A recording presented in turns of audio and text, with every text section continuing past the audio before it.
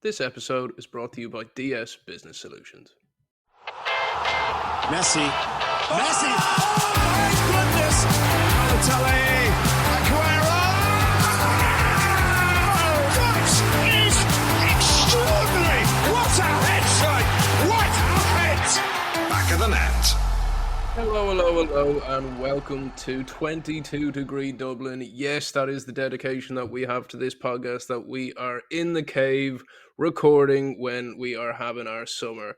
The league may be over, the relegations may be done, but we are still here. Boys, how are we? How are we doing? I am good. Sunderland are not doing great, which isn't good. But we're coming up to the playoffs. We will be fine. I think they're actually doing warm weather training at the minute, which is good.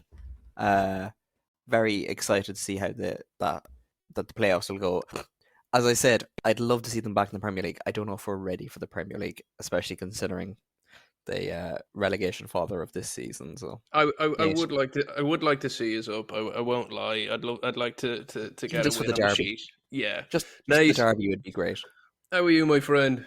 I am good. United have secured safety in the Premier League now that all the teams are gone down. So, I am chilling, although we are still unbeaten in Europe, so we go again tomorrow. How are you feeling about it?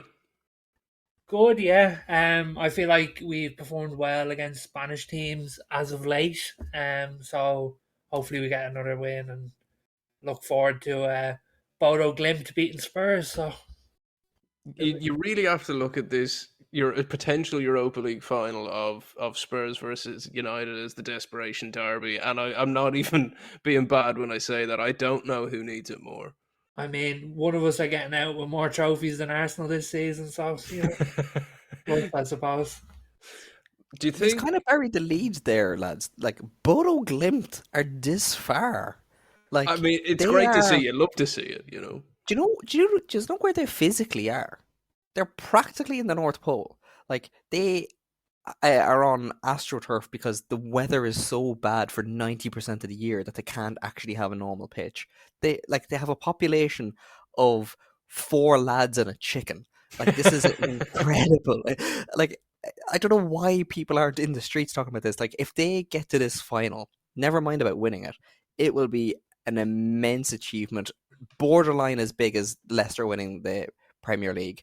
And for punctuation fans, no team has ever won a European title that has a punctuation in their name, let alone a bloody slash. It's going to be incredible.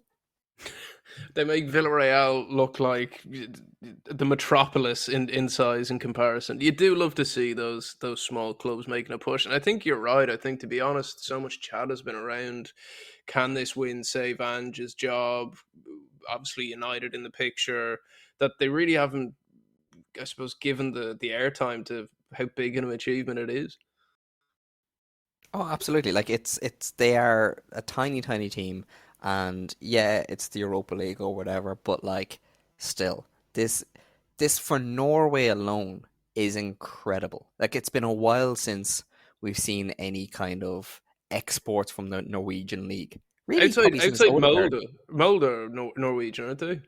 Yeah, but I mean, in terms of like actual, like, Molde, they've always been in Europe, but they've never done anything there, Like, yeah, they're that kind of team, I suppose. If whether it's Football Manager or FIFA, or if you ask the man on the street to name a Norwegian football team, you're probably getting that, and maybe because of Ollie, maybe because of. I was literally just going to say, take out Molde though, and I don't know who you're getting, but boys, do you think, obviously, Nate, you're going to be sitting there with your red lenses on, and I don't knock you for it.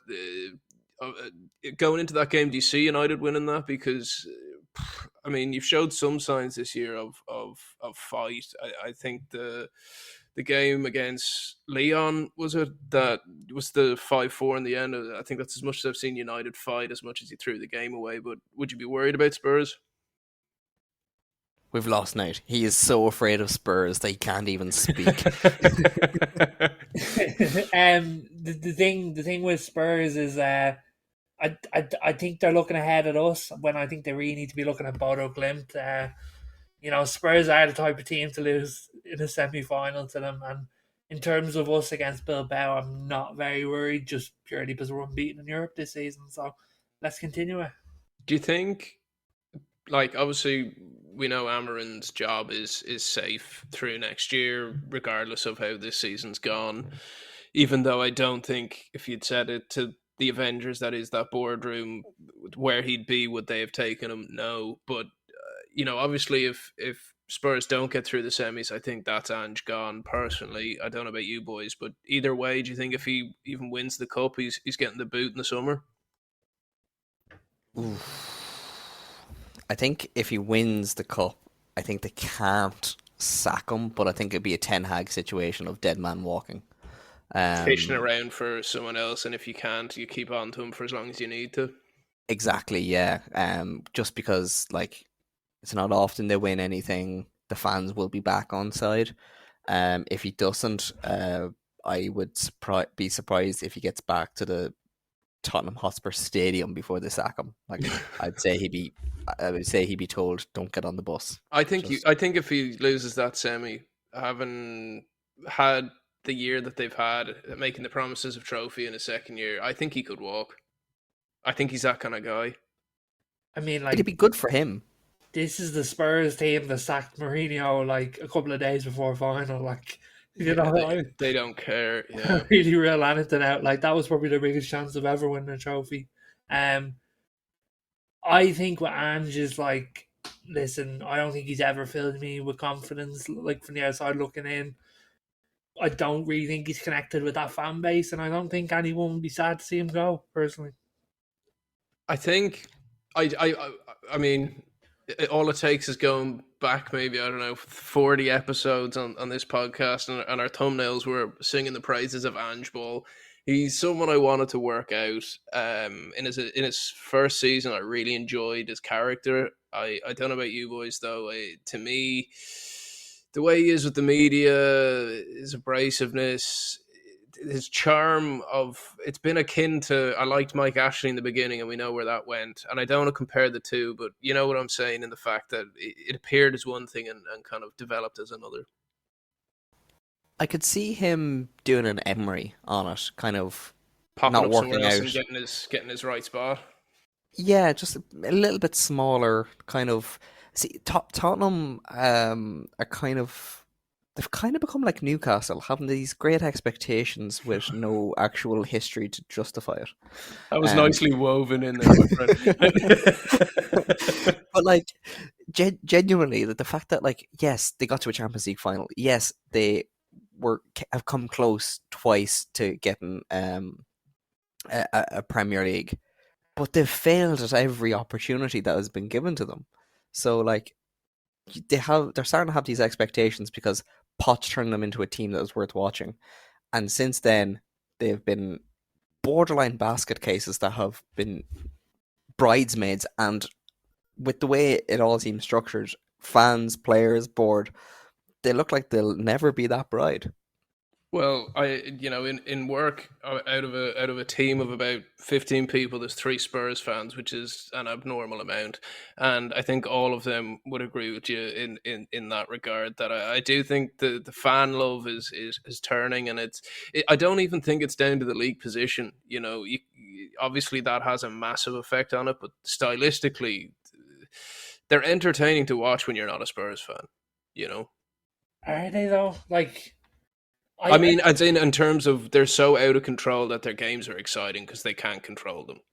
Like, just not to dwell on them, but like going back to Ten Hag for a second, like that guy was hounded by the media, and I feel like Ange has got somewhat of a free ride. Like in comparison, I don't think they've been out for his blood anywhere near as much as they were with Ten Hag, and to be honest, the results have been even worse. So I don't disagree with you, and I think that really does show, I suppose, where Spurs are as a club compared to Man United. Man United that job is like being a prime minister. Not that Spurs are a small club by any means, but compared to United, they are.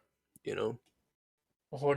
And I think like, if I was a European club, I don't think Ange would be on my list. And I've made it clear I haven't been an Ange fan from the start, so you can say Day one hater.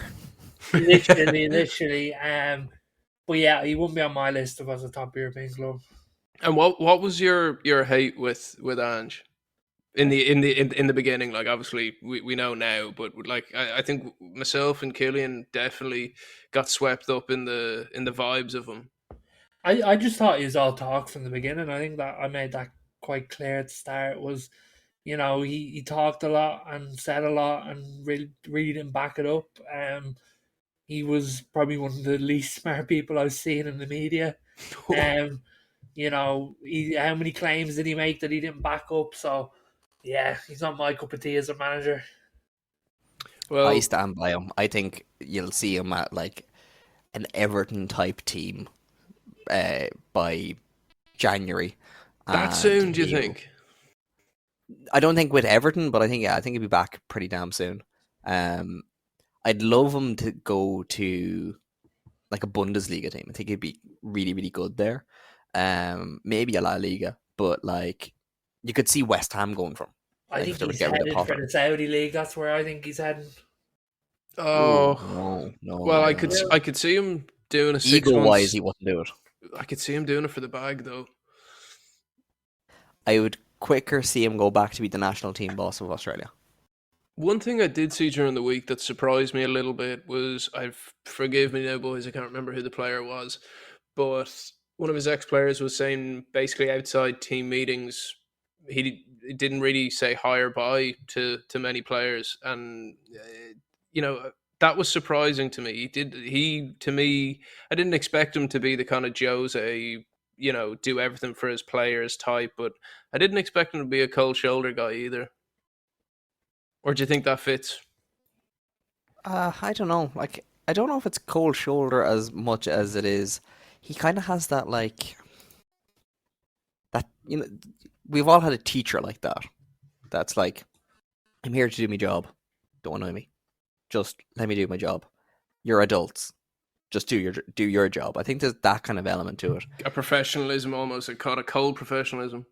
Yeah, and I think part of it, if I was looking from the outside looking in with absolutely no knowledge, I would assume that what he's probably tries to do is tries to have his coaching staff be the good guys and him be the bad cop. So like he can come in and he can crack the whip, but you Yeah, need to keep that kind of level of separation so you can still crack the whip, and then a let la your coaches Fergie a be the bit. Obviously, a Fergie little bit, was a yeah. bit more with his players, but yeah, he kind of had his role, and he had to stay within the Yeah, parameters of that yeah. role. You have your lane, I have mine, and uh, by me, maybe it's his way of trying to impose that kind of not awe, but that kind of authority on a team by kind of going, well, we can't even talk to him, but when he talks to me, I better well listen. You know? Well, speaking of lanes, there is one team that have been in a lane of their own this year, and unfortunately for all who listen to this podcast and the posts themselves, that team is Liverpool. Boys, I know we've gone over this a million times. It's not been the best of years from a competitiveness point of view in the Premier League, from a showcasing apparently the best league in the world. But what did we think of their dismantling of Spurs and their overall performance this year? Nate, I'll let you take this one first, Um, just so you can enjoy the Liverpool loving. do you want my PR answer or my actual answer? Give me both. Yes. PR, congratulations, Liverpool. Yeah, you are above everyone this year. And then my real answer is it's probably the least competitive league in recent memory. Like literally, I think this season's been nothing short of embarrassing. I don't think the football's been good. I don't think the teams have been good. And if I'm the Premier League, I'm looking into why it is. Like I don't understand it, how there's such a gap between the perceived tops where the perceived top six were last season to this season. It's really baffling to me. There's three letters that can just sum it all up. PSR, baby, PSR. And Yeah, no, yeah, yeah, we're yeah, not going down that rabbit hole, folks. Don't worry. I don't want to kick off a fight. Killian, what are you saying about this year? To me, I think none of us are massively positive about. Forget that it's Liverpool who won it. Congratulations, Liverpool. Pure answer, but I don't think it's as bad as Nate's making out, but he's not far wrong. I can understand why Nate has the opinion he does, but first of all, congratulations to our boy Camilo, our Liverpool fan Oh, in I the forgot wings. that. Congratulations, Yeah. pal. And him after giving you the love for Newcastle's trophy. Uh, but like I know people are saying winning it at 80 points or shows the lack of quality or strength of the league. Do you know what the record is for the least amount of points for a winner in a Premier League season? Uh, 75 by Man wow. United. Well, do you remember the year? 97? Okay, right. I So think it new was enough the in. 96, 97. So early Premier League days. Relatively, but it was well established at that stage. Like 75 it's points. Wow. But like you so gotta like you gotta feel bad for the likes of Klopp though. Like he finished second with 97 and 98. Like which I think rather than kind of using that to admonish where the league is now, I think we should now, in retrospect, look back and kind of just realize how ridiculous City was.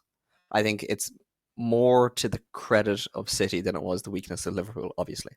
And I think that should be the same kind of thing should be applied here. Like I think it's been a very like I think other than like Southampton and kind of the teams that went down, there's no big six anymore. It's a Big Ten. Like which is exciting But and it's not. It's not the Big Ten. Like the gulf it's the between 10. the gulf between it is crazy. Like we're going through a Premier League season where Manchester United is 15th and Tottenham are 17th. Like what's going on? I feel like we have to acknowledge that like it has been a really poor season. And No. We're going through a season where Man United paid for the Sins of the past, yeah. no, we're not exactly yeah. because so what's up with City this season? What's up with Chelsea this season? Like there's such a gap between Liverpool and the rest that it just like you can't not acknowledge that. The City one I it's such think is a bad. easier to understand because they've been operating at such a high level playing, so like even from obviously this is Barcelona and not City, but I saw today Lamine Yamal has had 100 games for Barcelona since 2023. Like you're talking that level of games where they have been perfect for years. And that's going to catch up on the body. Pep's also gone through some stuff in his personal life in the last 12 months. There's the charges hanging over them. I'm not even like PSR doesn't count to City. They just do what they want. But there's enough within that like it's been a tumultuous period. Spurs, you could argue was kicked off by Harry Kane's exit. They had a bounce off the back of it where people thought, oh, is the team better without Harry Kane? We now see they are definitely not. And they also had a manager who seems out of his depth. United is the one, like Killian said, though. I think it is sins of the past have caught up. And again, though, like you can take the off the field pieces as the major driver of this. There was such uncertainty there for a long time at Radcliffe and so much movement and, the ins and outs of director of footballs and Hesitating on sacking Ten Hag. yeah, like I think to be honest, the more I say it out loud, it really seems that the teams that are struggling the most and finding themselves in situations that they can't believe they're in, it's mainly through off the field antics that have then bled to on the field antics. I don't know if you guys would agree. And when you look at the Big Ten, like I was saying, there's a lot of teams doing things right, which is now giving us a much better spread of points, whereas there would have been like Villa and Forest and exactly Brentford Brighton, and, Fulham, even like I think this Big Ten that you're hinting at is just masking it. I think it's a fancy way of saying that the league's been so mediocre this year. Like the point spread from third to ninth is 10 points. Like that's crazy. Like there's no consistency from any team. And to go back to what you're saying with what was it, United had the lowest points tally in 1997. If you pull up the table and look at it, from first to fifth, you're talking 14 points. From first to fourth, you're talking 7 points. Like a hugely more competitive league, and I think we're seeing that now. Is Liverpool are what they're like 15 points ahead of Yeah. Arsenal, 20 points ahead of Newcastle in third. Like I don't know. I think the viewing this season has been utterly terrible. Yeah, like I also think one thing, if I go back in Nate's camp, is I don't have the stat, but I would love to see the stat of where Liverpool would be in the league if they didn't have Salah on the team sheet this year. And I know that's a low hanging fruit kind of stab at them, but that man came up in some clutch Michael Jordan moments this year. Like I don't know about you boys. I think he's gonna walk player of the year. Oh, Oh, 100%. he has to. He has to. But like I think, and I'll give Liverpool dues here is we're not saying Liverpool were bad. Liverpool were great this season and they deserve to be And they champions. can only beat us in front of them. I'm Yeah. just worried why the rest of the league were so mediocre. Like, and I think we can acknowledge both and go Liverpool deserved to win the league, yes, but there really was no competition this season. But then I suppose being devil's advocate, right? Last week we talked, or was it the week before? We talked about how tight the championship is and how amazing that is. But yet, when we're talking about the Premier League and there's a similar closeness, we're saying it's gone to pot. You know, The thing is though, like, and I think it's the big thing that the Premier League's lost this season, and you guys might disagree with me, but when you're going in and watching a Super Sunday every Sunday, it doesn't feel like a Super Sunday this season. Like, it really doesn't. It feels like, it doesn't feel like you're getting the caliber. It feels like any big team that Liverpool goes up against, it's a guaranteed win. Similarly with Arsenal, and then the rest is just a toss up. Like, to me, that's just not what the Premier League is and what the Premier League has been. Um, as we look into next season, it's mental to think that a club as big as United or City or Spurs are going to be in a rebuild. But like I'm sure we'll touch on this more as we draw closer to the summer. But what do we think next season's looking like? Like, is it going to be part of me thinks Liverpool with the right acquisitions have another gear to go. Could they be the new City? well, the thing is, Well, I think Spurs and United have a lifeline with the Europa League. Like, I think if either of them win the Europa League, that's a huge boost heading into next season instantly. A lot of money coming in and back in the Champions League. Um, I think with City's an odd one. It's like, where are we trying to go with City in terms of like, do they need a totally new rebuild? Do they only need to change a few players? Um, like, what's their objective now? I'd probably err on the side of like, it might be Pep Guardiola's time to hit the haze, like with City, and just start a new chapter.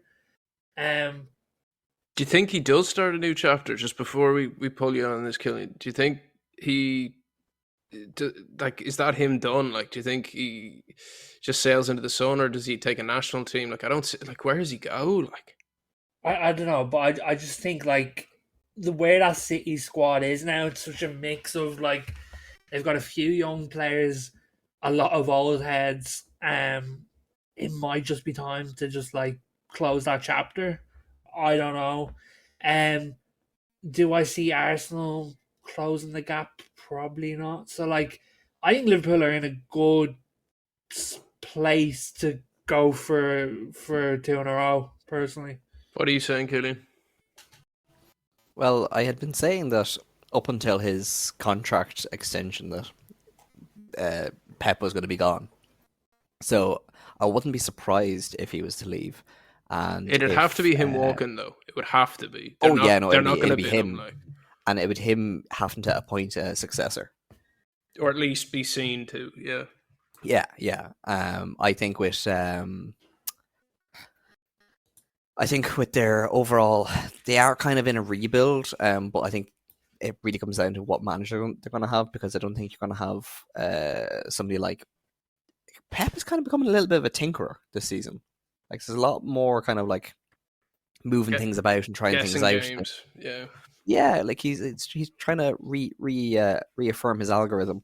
But like, I think for him it'd be good to go. and take his 2 years. I think this is the longest spell of football he's done ever, probably. And uh, he nor like even when you consider him as a player and his drugs bans or um, his lost weekends in Mexico or whatever, like he's always kind of taken time away from the press, and he would probably do well for himself to take 2 years out and then maybe come back with a national team job, or I don't know, maybe Serie A. See, my only thing with the national team is I think it fits perfectly, but you know as well as I do, most of the time a national job is the end of the road job. You don't go back to club after that. Only thing with him though is he's so revered that he could if he wanted, but more importantly, he could kind of like what Klopp was kind of doing at Red Bull. He could just go on to the I international global out. it's funny you say that because you read my brain with that. That's where I was kind of leading this to. Like that's. I just think he'd be bored silly doing that. But you could imagine City basically doing like a Ralph Ragnick with him. The City group kind of going, listen, yeah, go Yeah, on. do what You want to want. lead Spain? Yeah. Go off and lead Spain for 4 years. Still be a consultant for us. But when you're done there, we want you to come in as like, we will put you at the head of New York City FC for a year and just steer them through this. And we need an interim manager. Well, then you're our interim manager, and you get to do whatever the fuck you want, wherever the fuck you want. And oh yeah, we're considering buying a club in Spain. Who should we buy? Well, they Yeah, already just have being their own. their guy. That Be kind of their point. guy. Yeah, just ask him what he wants to do and let him do it type thing. Yeah, and I think that they would get great value out of him, and he'd get great value out of them. Plus, he's the type of guy you can imagine going and doing a masters and stuff, and it'll be on global football club development, how to do it and break the game and ruin the entertainment of football for everybody. Well, speaking of good value, there is not much better value than our sponsor of this week's episode, DS Business Solutions. It's not just your squad that needs smart transfers. Your office setup could use one too. DS Business Solutions is the all-rounder you've been looking for. They'll sort your printing, streamline your document management, and keep your IT running like a well-drilled back four. So whether you're a one-man team or managing a growing squad, let DS bring some structure to your game plan. Visit docsollimited.com, that's DOCSOLLTD.com, and make the smart signing your business needs.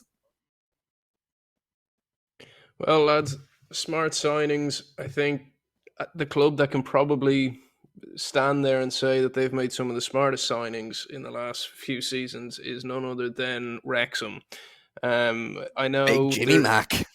I mean, I know people will say he's past it, and you know, I'm sure in the UK that his chanting at the end of their promotional tour didn't go down well, but you got to give it to them. You know, even from a financial point of view, the club was bought for 2.5 million 4 years ago, and they're valued at 150 million quid. They've 3 promotions on the bounce, a Disney series that has the world wrapped around its finger. What are your thoughts on them, firstly, lads? And a two-part to that: do you think this journey can keep going to the Prem? I don't see why not. It can go to the Prem. Like they're clearly heavily backed. You know, they're putting their money where their mouth is. Like, is it the fairy tale story that I think it's made out to be? Probably not. Um, you know, like they are heavily backed and have been since they were in League Two and below. So I think it's a cool story and it's one to watch and it makes good television. Um, am I following them every week to see how they're getting along? No, so it's not that engaging for me. But yeah, fair play to them for doing what they're doing. I don't know about you, Killian, but I'm very relieved that I didn't buy any of that Wrexham gear. That is so tasty now that they are potentially going to be. They're at least, a worst case scenario, they're going to be your rivals next year. And then worst case scenario for me, they could be my rivals in a year's time. But where do you stand on the Wrexham thing? You know, I know there's been a lot of talk in the league about across the leagues every season that they've got promoted, they've got been accused of buying the league and just throwing money at the problem. But where do you land on it? Well, having supported a club in League One, um, they bought the National League, they bought League Two, they've earned League One because the players that they have, when you look at them, some of them may be on high wages, but they're it's not exactly a team of superstars. Like as I said at the start, Jamie Mack. Yeah, this isn't James McLean of the Premier League era. This is James McLean on the decline and borderline banter era. But But he's also, exactly what he they was needed. never a superstar anyway. Like, you know, No, he's big in this country, but he's not. You know, but the thing about him in that team was yeah, he was a good player. He wasn't a standout. He's had some standout moments, but it's more about the dressing room and the kind of leadership. And as we always said with him for uh, club and country, he wears his heart on his sleeve and he goes for it. And I think that's exactly what Wrexham needed. Like I think when they signed Ben Foster for that whatever it was 2 weeks, that I think that was part of their logic of that was to kind of bring somebody in that can kind of steer this hapdash group. Like there was a lot of players in that team that were kind of rebuilding themselves as well as youngsters. Like look at Owen O'Connell. Like he's kind of working his way back up the leagues, yeah. and it's been fantastic for him. And I don't see why he can't be a championship squad member, worst case scenario, if not a starter as he is now. But like the League One and the Championship are very, very, very difficult leagues. League One can be very sticky because you have so little money. Um, so it's not like they've splashed the cash in these mad transfer fees. They've given them higher wages. But what I like about them in the modern sense of they may not be fairy tale, but they're doing things sustainably. It's not like they're just like with Birmingham, 15 million for a striker in League One. Like what the But do hell? you? I think the previous record was 3.5 million. I totally agree with you. But do you think now they're? I suppose there's two sides to this kind of point. A, do you think they'll have to do that now that they're in the championship? And B, can they afford to do that? Like we all know how much But money that. see, this is the thing. It's earned money. That's the difference. They've spent 4 years putting the building blocks and grown sponsorships and grown interest and grown, as you say, with lovely kits, their revenue bases. So whatever happens now, the club is actually earning it and maybe topped up with owner money. It's not like a City of 2009 where it's just like, I have all this money in my pocket, here you go. Yeah, I did Football see doesn't something work like that anymore. I did see something like the revenues are, you know, around 35 mil a year, which, you know, you're looking at. I think when we went down to League One, I think something was bought for 35 or 40 million. Yeah, that really does put it in perspective, So doesn't it? let's come on. Like they have done things in a very, very sustainable way that most other rich owners haven't. Sunderland's newest owner has, which is great.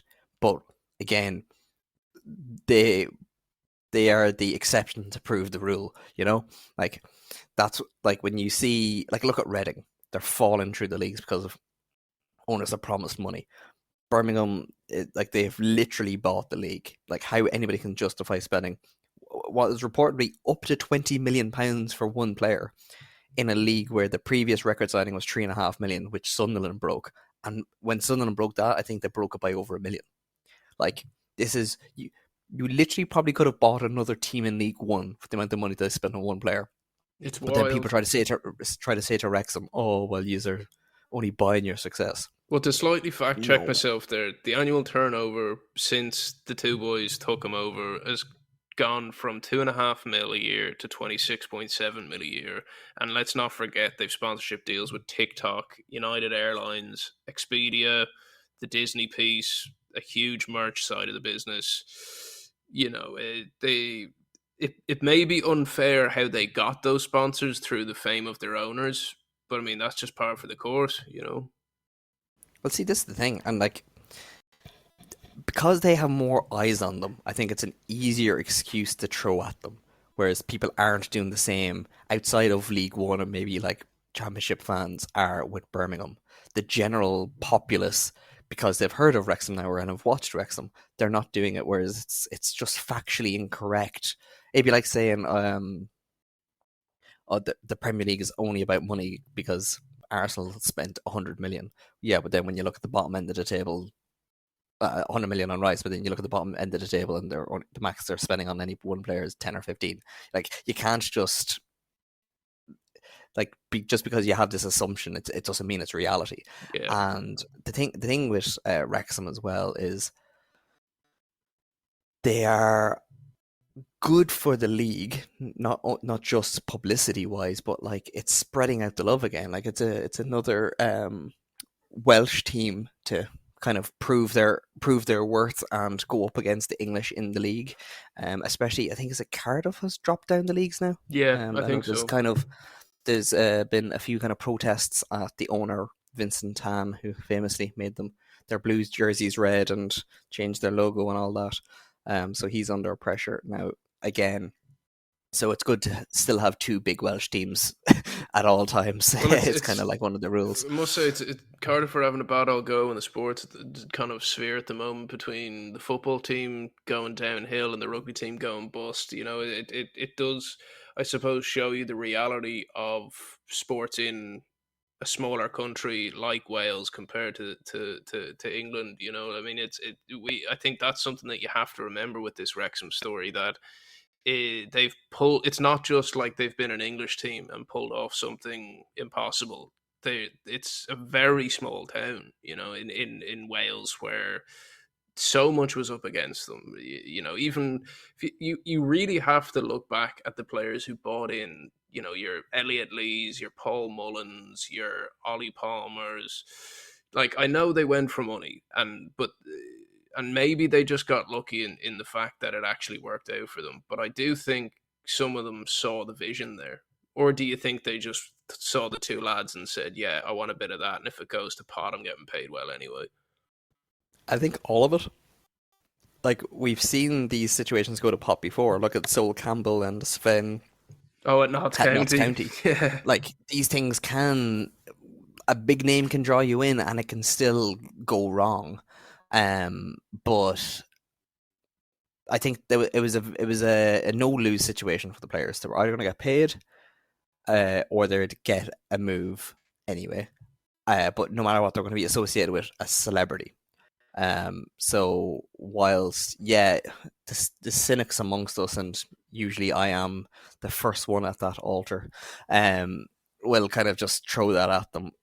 Ultimately, a lot of the lads took a chance, and the owners took a chance on a lot of them as well. Let's not forget, well, that is true. True, they threw like unusually large sums. This, and I don't mean they bought, like, kind of broke the rules by any means, but for the caliber of player, they overspent. But I think it's fair to say that the vast majority of their signings, you know, I think Sean Harvey has to be given a lot of credit for this. Sean Harvey, you know, has been around football for a lot of years, and I don't know how he ended up at Wrexham, who made that connection, but let's not forget, he was the director of football that identified these players. He's the one that identified Phil Parkinson as manager, who has been their manager through all of those promotions, which he is even more who was rare. sacked by Sunderland. Was he? Yeah, he failed at Sunderland when we were in League One. I didn't know that. Yeah, he was very, very good a few years ago at Bradford City, and won what is now the Papa John's Trophy, I think, or had been. And he went to Sunderland. We were kind of thought, okay, not the man to get us to the Premier League, but he might get us up the league, and it just didn't work out for him. And then I think we ended up with Lee Johnson after him, which again didn't work out. And then we got Alex Neil, former club captain and manager of our friends at Hamilton. Like it's there's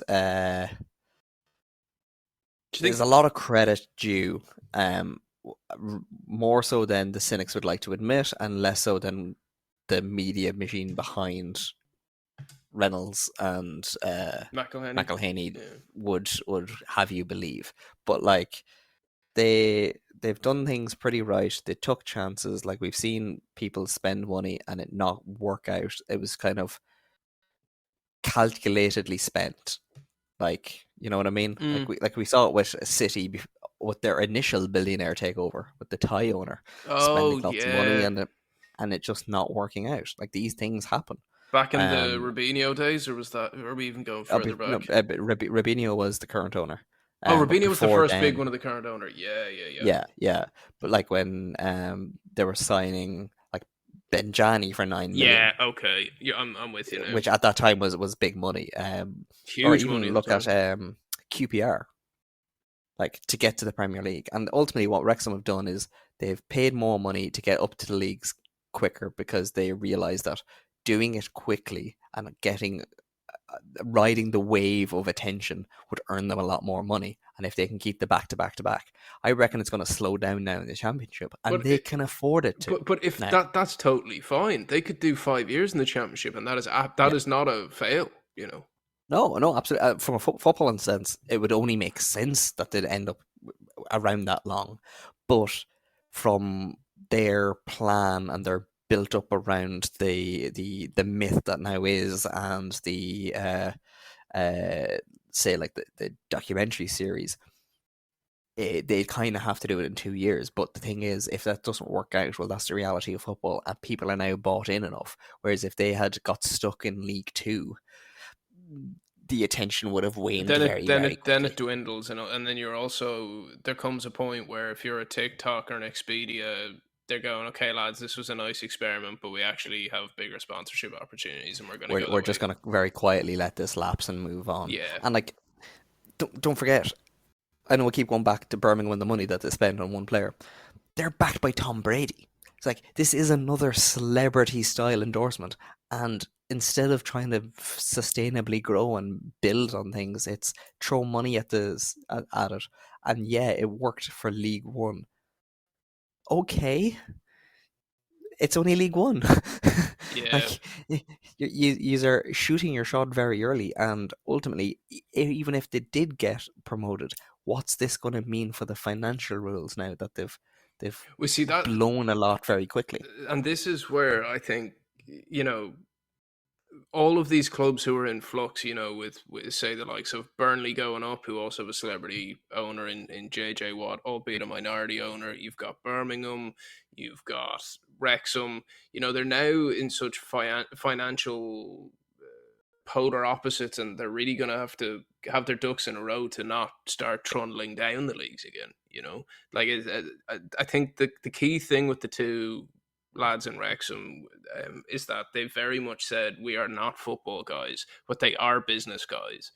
So they leave all the football decisions to the football people, and they take care along with their CEO and kind of Humphrey Kerr and those advisors. And I think that's got to be the way it's going to continue, because if they start getting involved in the football pieces now, they're too far up in the football football pyramid to mess around. If they haven't done it by now, they're not going to do it because, as you say, they're businessmen, and a businessman's not going to start playing games at the opportunity where he has the most to lose. Well, you look at If they wanted to play Football Manager, they could have done that in the National League, and nobody would have really noticed, and it would have been absolutely fine. They didn't. you look at someone like Ryan Reynolds, and think of him what you will, and obviously there's a lot of press going around him and his wife off the back of that movie. But you look at the companies that he's been involved with, scaled and sold. He's not a stooge. You also look at him, Rob McElhenney. Nearly called him Robert. Jesus, who am I? His mother. Oh. And like he has countless series of network television that he produces with his own company, writes and stars in. Like, I mean, yes, you're talking entertainment, not football, but these guys are serious operators in their field, and it seems to have translated. And I think And they went into this with their eyes open. Like that McElhenney 100%. watched Sunderland till I die and wanted to buy Sunderland, knowing that that's not going to be a possibility. He went looking lower down. He's like, okay, yes, I could take over this club and maintain what they're doing. But if I want to get into the Premier League, which is what I want to do, I need superstar money. And he went and got Reynolds. Yeah. Like, But he also these are got money with the right personality, though. You know, it wasn't some like he could have got yeah, private but equity easily. sort of. But like the thing about it was he identified the kind of person and the kind of budget that he needed while they were in the National League. Like, Yeah. this is not. These are lads that are thinking 3, 4, 5 steps ahead rather than what's the immediate problem in front of them, in a good way. Like, they can handle what's in front of them, but also they're thinking long term. So I think they deserve a lot of credit. And yeah, like, I think it's gonna be exciting if Sunderland is facing them in the league next year. I think it'll be exciting. I may have to go over to Wales for a match at the I'd racecourse. be down for that. I absolutely will be. It would be great. And yeah, like, I think in a world where we're seeing a lot more multi millionaires and billionaires buying teams, these are the least of all evils in that sense. Do you think, not to dwell on Wrexham for too long, hopefully we'll now have a pocket of fans in Wales, but do you think they'll go down a fundraising route akin to what Alpine did and, sell 10% of the club to the biggest names they can find in order to be competitive, Or do they even need it? I, I wouldn't say they necessarily need it, but I think more to the point, I don't think they'd do it for success. I think they would do it if it's the right person. Like, I don't think they're just going to go and find the nearest billionaire that I'm sure they have on speed dial. Speed dial. Yeah. But I'm sure if it was the right person that was kind of like, okay, Robin, Ryan, and who? I think that's the way they treat it. It's like, are you going to be one of us? We don't want your money. We want you and your enthusiasm, because, like, McElhenney brought Reynolds in initially for the money, but he knew him well enough, and he was very much aware of his business acumen, because you can't not be. And he, as you say, he could have went for somebody else. So they have enough to get them established. But if they want to kick onto the Prem, they need it. If they want to kick onto the Prem, I don't know if they need it, because who knows what kind of sponsorship things they're going to be able to do then. But they'll definitely have offers, and I think that's more important. That when they're at a point of being able to pick and choose, well, then that's a much better position to be in than having to. Well, they've set their station in the fact that, they want to own this club till they're in the ground, and they've sung that from high up. So, I don't see them going anywhere, but I hope their desire to keep the ownership of the team doesn't get in the way of its success from a point of view of, it is one thing, like the championship is, like we said, to get there, incredible. If they're there for 5 years, I really don't see that as a problem. But if they're to kick onto the Prem straight off the back of that, they need an injection of cash. Like we've seen that with the 3 clubs that went up this year and the 3 clubs that went up last year that went straight down. And they're seasoned clubs. They have been. Well, let's not forget with Ipswich, that was kind of a pretty surprising promotion and welcome one. So I don't think Ipswich would see the relegation as a that was a free season. Failure. That was a free season for Ipswich, and I think they'll only grow from it as a club. I think Kieran McKenna will only grow as a coach. That was a gimme year. Yeah, it was like when Daniel Farke got Norwich up that first time, and he kept kind of doing the bounces. Like the second time coming back, or it's Luton. like, okay, now, or even Burnley under Dyche went down with them, brought them back up, and it's like, okay, now if you go back down, now it's a failure. I think Ipswich kind of have that in the bank. So, like, for the likes of a Wrexham, they're going to be coming into a very, very competitive league now. As I know, being a Sunderland fan, we're there, and we could still be there. Who knows? Hopefully not. But the team's going down. The Wrexham aren't going to be able to walk it. But that's what I'm curious. Like, say Wrexham Ipswich, that's going to be very interesting to see. That'll show you the level they're at. Well, let's also not forget, like, they haven't had a massive amount of squad turnover since League Two. Yeah. So, like, they are due a year off, basically. Get in, get established, but they're also now in a position where players are going to want to play for them because of the profile and not have to charge them a lot of Yeah, money. and they don't have to pay the Wrexham And tax anymore. exactly. Yeah. And if they want to, they can and get somebody bigger. But you're going to have a lot of these guys that are either rebuilding their careers or are very, very good championship players that know they're not good enough. Like, take it to White Gale, but I was thinking slightly I was lesser. thinking like not him, but like a Patrick Bamford. Yeah, but that kind of a player where it's like you're very good in the championship, you're not good enough for the Premier League But you're good enough in the for teams us. you've been in. Yeah. But if he went into Wrexham, he'd be amazing, Yeah. and he can kind of be like, oh well, I can be in Wrexham or I could be in name a championship team. Well, I might as well be in Wrexham. Get the personal brand side of it. Exactly. Yeah. Yeah, if I can take the same wage I've been on for the past 3 years, but I'm gonna have 10, 20, 30 times the size of my Instagram following, which will allow me to make money outside of football. So I might as well do that and take the initial cut on my weekly wage. So they're going to be in a position where, while they're consolidating themselves in the championship, that they're not going to have to actually break the bank. The ruthless side of this as well is there's a lot of players that have got them to this point that won't be required anymore because they're not at the level needed. You know, like I know the series which I love, and I do love the story of Wrexham. You know, a lot, like your Ollie Palmers, your Elliot Lees, your Paul Mullins, they're going nowhere. Even if they were slightly off it, they're I suppose characters now.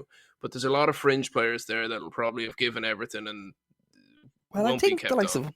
of a Paul Mullen could actually leave the club, and it would be good for everybody because you can imagine him going to a lower MLS team, having an okay last year or two because the man just seems to be perpetually getting himself injured. So I can't see him playing till 35 or anything Yeah. like that. So go out there where your stock is probably higher than it is in the UK. Do you think he'd get a Like, contract over there? if not in the MLS, maybe the NASL, Yeah, see, the kind of second I one, think you're better. and get paid good I money. think you're better being crocked injured half the time and play half the season for Wrexham than doing that, though. You know. But is it better to go out there while your stock is high before you get forgotten about by the Americans? Go out as a celebrity signing. I just don't know if he has that pull right now. I think if he gets a good year in the championship, he could. He was the Welsh Deadpool. And he was on the cover Like, of he's not gonna GQ. Yeah. yeah, he's not going to have a he's not going to have a good season in the championship. Like, they're seeing it in League One. He's already tapering off. Like, he's never performed higher than League One, and even then, before this season, he only did it once. Paul, if you're listening, we love you. But Oh, like, great guy. He seems to be an absolute legend. But go out and make your bank now in a way that's going to actually long term keep you good. Like, who's to say that the Rob and Ryan don't actually go and buy an NASL club and just say, here, Paul, go out and front be our that, marquee yeah, player. that like I Yeah. mean that isn't. That's actually a very interesting show because I know they're involved in a team in Mexico, I think it is, with Eva Longoria. So like they are Oh, I didn't know that. Yeah, the I can't remember the name of them. We'll come back to that one, but yeah, they're diversifying their football portfolio. Now they're minor owners in that team as opposed to majority owners, but it it's not what I actually thought of, but it's kind of an obvious one, isn't it? The only thing is, I think they'd be better placed, and I'm not saying this just for the optics of it. I think in terms of the storytelling element was if they bought a women's soccer team in the States. There could be a great story built off that. Yeah, and the fact that I think it's Angel City FC, Yeah. which I think is attached to LAFC. They have a load of, is it Natalie Portman? Yeah, Is there's a one lot of owners? female Serena celeb owners, Williams. yeah, in the Yeah. US now. And then the LAFC had a load of celebrity owners as well. Will Ferrell, I think, owned part of them. I'm just after looking it up there. Rob and Ryan have a Colombian team, Colombian, okay. So they are backed a group led by Al Tyler and Sam Porter. Sam Porter being an executive at Club Nexica, who Rob and Ryan are minority owners in, That's with why I Eva was thinking Longoria, Kate Mexico. Upson, Okay, yeah. and Mesut Ozil. Oh, He also owns part of that. But the investment group have 99% ownership of a team in the top division in Colombia. So they are building up a portfolio. So who's to say that they don't expand further. or start inserting some of their stars from the series. And suddenly do they put James McLean into Colombia and then sell that to the Colombian version of Netflix or whatever. You know what the easiest thing to do is buy Derry, get Jimmy over here, and we've got a nice League of Ireland series to add to the Disney suite. It would be absolutely incredible. But like I think that's what we're going to see with some of the kind of the stalwarts and, as you say, the characters in the series. I think they're going to be given glorified golden handshakes where possible. But you mentioned it; they've been ruthless business wise as and when needed, and I think they've listened to football people before, and I don't think they're going to have a nostalgia that will leave them chained to the floor of the championship if they can help it. They may not have a nostalgia, but we will always have a nostalgia for football, and we look forward to chatting more about it with many more episodes to come. As always, thank you to Nate and Killian, and to our sponsor, DS Business Solutions. Bye-bye. Bye. Messi.